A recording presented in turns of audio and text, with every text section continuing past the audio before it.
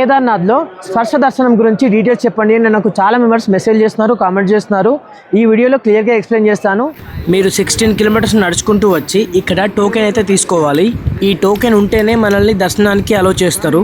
కానీ స్పర్శ దర్శనానికి ఎలాంటి టోకెన్ అయితే అవసరం లేదు, మీరు డైరెక్ట్గా వెళ్ళవచ్చు.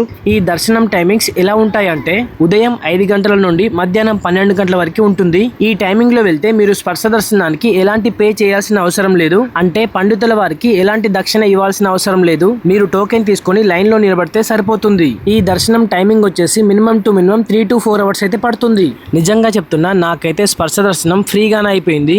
నేను క్యూ లైన్లో 4 to 6 అవర్స్ అయితే నిలబడ్డాను. నాకు ఆ మహాదేవుడి స్పర్శ దర్శనం అయితే అయిపోయింది. మీకు డైరెక్ట్గా స్పర్శ దర్శనం తొందరగా అవ్వాలంటే మాత్రం మీకు కేదార్నాథ్ ఆలయం ఎడమ వైపున ఇక్కడ కనిపిస్తున్న లొకేషన్లో ఇక్కడ చాలా మంది పండితుల వారైతే ఉంటారు. వీళ్ళని అడగండి ఒకసారి. వాళ్ళు కొద్దిగా దక్షిణ తీసుకొని మిమ్మల్ని డైరెక్ట్గా ఈ కేదార్నాథ్ ఆలయం గర్భగుడిలోకి తీసుకెళ్లి మరి ఆ కేదారేశ్వరుణ్ణి ముట్టుకొనించి అభిషేకం కూడా చేపిస్తారు. మీరు ఇలా చేయాలంటే పండితుల వారికి తప్పకుండా దక్షిణ ఇవ్వాల్సిందే. నేనైతే గత వారం రోజుల నుండి ఇక్కడే ఉంటున్నా ఫ్రెండ్స్.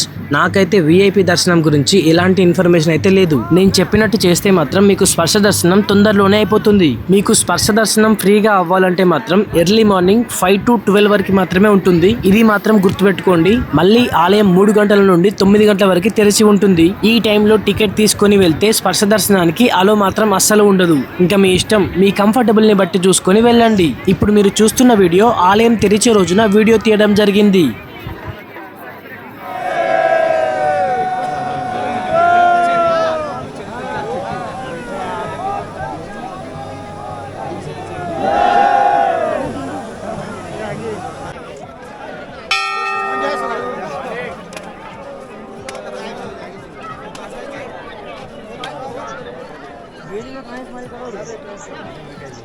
हो गया।